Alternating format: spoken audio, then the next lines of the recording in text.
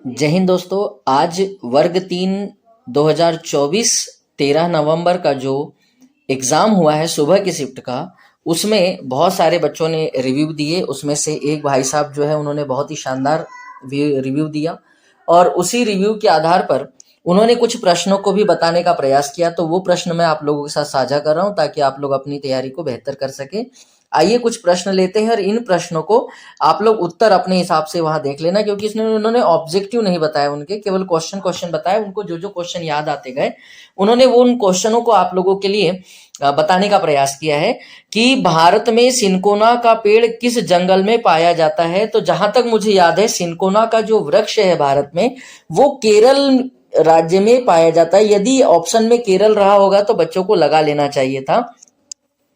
तो ये एक क्वेश्चन आया था सीडीपी, मतलब हमारा ईवीएस की जो क्वेश्चन पेपर थे उससे जुड़ा हुआ यह प्रश्न है।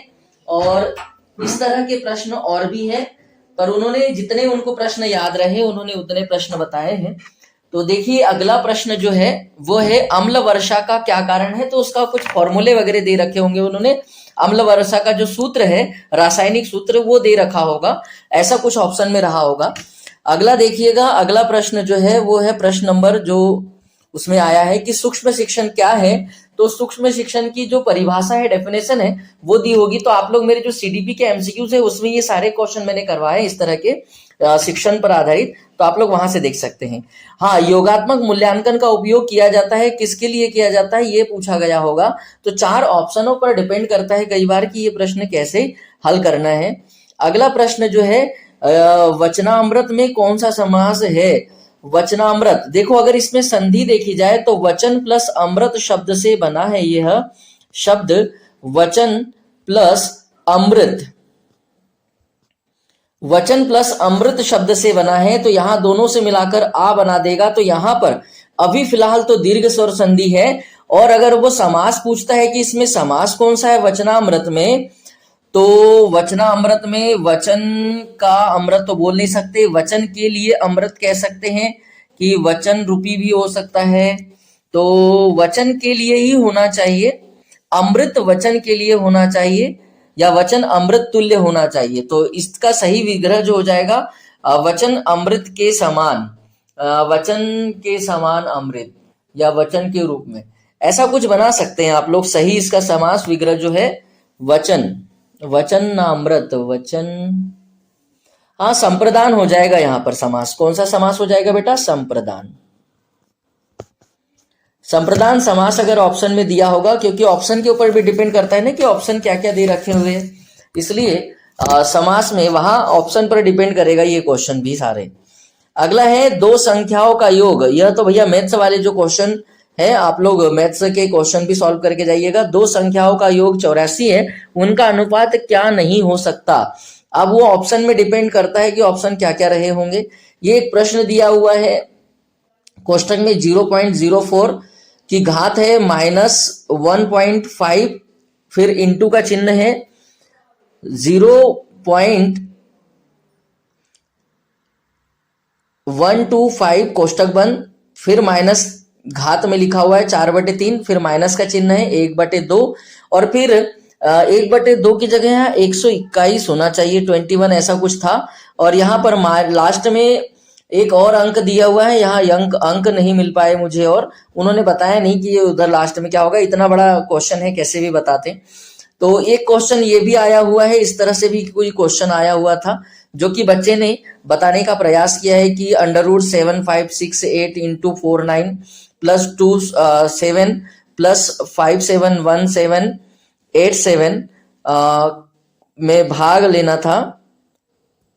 यहाँ एक प्लस का चिन्ह छूट गया है शायद, यहाँ प्लस का चिन्ह होगा 5717 के बाद में प्लस का चिन्ह है बेटा। 5717 + 87 भागित, ये बोर्ड मास पर आधारित होना चाहिए क्वेश्चन, मुझे ऐसा लग रहा है। और एक प्रश्न ये भी था निर्स्य प्लस ल्यूट, ये संस्कृत का एक प्रश्न था, इसमें क्या पूछा गया है वो क्लियर नहीं बता पाए बच्चे। और इत्युच्यते में संधि कौन सी होगी, ये संस्कृत के कुछ क्वेश्चन थे। तो ये बहुत ही महत्वपूर्ण प्रश्न है जो बच्चों ने अपनी समझ के आधार पर कुछ कुछ प्रश्न बताए, कुछ उनको जो याद रहे हैं, जो उनको समझ में आए। तो ये थोड़ा सा टूटा फूटा जरूर है, परंतु प्रश्न मुझे ऐसा लगा कि इस तरह के आते हैं तो आप लोग ऐसे प्रश्न सॉल्व कर सकते हैं। ये आपको केवल एक अनुमानित चीजें बताने का प्रयास कर रहा हूं, क्योंकि इसमें जरूर नहीं कि जो अंक यहाँ पर जो लिखे हैं आंकड़े वो सारे ही सही हो, ये अनुमानित है, थोड़ा बहुत इधर ऊपर नीचे हो सकता है। मतलब इस तरह के क्वेश्चन, ये केवल पैटर्न है, इस पैटर्न की बात कर रहा हूं मैं कि इस पैटर्न के क्वेश्चन आए हैं। तो ये कुछ क्वेश्चन अनुमानित क्वेश्चन है, ये क्वेश्चन सही है नहीं है पूरी तरह से अभी। ये क्वेश्चन उन्होंने एक अपनी समझ पर आधारित बताया कि ऐसा ऐसा प्रश्न आए हुए हैं। हाँ, पर ये प्रश्न तो उनको याद थे, तो उन्होंने पूरी तरीके से बताया कि ये प्रश्न ऐसा आया। हाँ, एक प्रश्न नासा से भी आया है, ऐसा भी बताया था उन्होंने। करंट के भी 2 क्वेश्चन आए थे, ये बताने का प्रयास था बच्चों का। और एक प्रश्न और बताया उन्होंने, हाँ, जिन पियाजे से संबंधित प्रश्न आए हैं ऐसा बताने का प्रयास था। वाइगोत्स्की के क्वेश्चन आए हैं। तो जितने जितने क्वेश्चन उनको याद आते गए वो मुझे बताते गए, तो ये मैं आप लोगों के साथ साझा कर रहा हूँ। आप लोग ऐसी तैयारी करके जाइएगा। और हाँ, एक चीज और, सिलेबस और एमसीक्यू ज्यादा से ज्यादा लगा के जाइए और सिलेबस के अनुसार पढ़कर जाइए, है ना। सिलेबस के बाहर भी चीजें हैं और सिलेबस के अंदर भी चीजें हैं, तो थोड़ा सा पढ़ कर जाइए दोनों चीजों को, ठीक है बेटा। एमसीक्यू ज्यादा से ज्यादा लगा के जाइए। तो चलिए, इस तरह की वीडियो के लिए हमारे चैनल पर बने रहिए। दिनेश सर हिंदी वाले यूट्यूब चैनल आप लोगों का बहुत बहुत स्वागत करता है और आपका अभिनंदन भी करता है कि आप लोगों ने बहुत अच्छे से वीडियो को देख रहे हैं, मुझे मेरे वीडियोस को प्यार दे रहे हैं। कमेंट्स कीजिए, अपने लाइक और शेयर जरूर कीजिए वीडियो को, ज्यादा से ज्यादा लोगों तक इसे पहुंचाने का प्रयास भी कीजिए और मेरी मदद कीजिए। मैं आप लोगों की मदद करते रहूंगा। और मेरे एनालिसिस भी रोज मैं डालने का प्रयास कर रहा हूँ कि सेंटर पर जाकर बच्चों से एनालिसिस कराऊं और फिर उस पर आधारित क्वेश्चन कराऊं। प्रमुख दिवस से संबंधित मैं आप लोगों को बहुत जल्दी टॉपिक पढ़ाने वाला हूँ कि प्रमुख दिवस कौन कौन से हैं, उनसे क्वेश्चन कैसे आ रहे हैं, तो ये भी एक टॉपिक हो जाएगा। हिंदी की पेडों के बहुत अच्छे से टॉपिक पढ़ा कर दिए, क्वेश्चन भी करा कर दे रहा हूँ। तो आप लोग ज्यादा से ज्यादा देखिएगा और ज्यादा से ज्यादा लोगों तक शेयर कीजिएगा।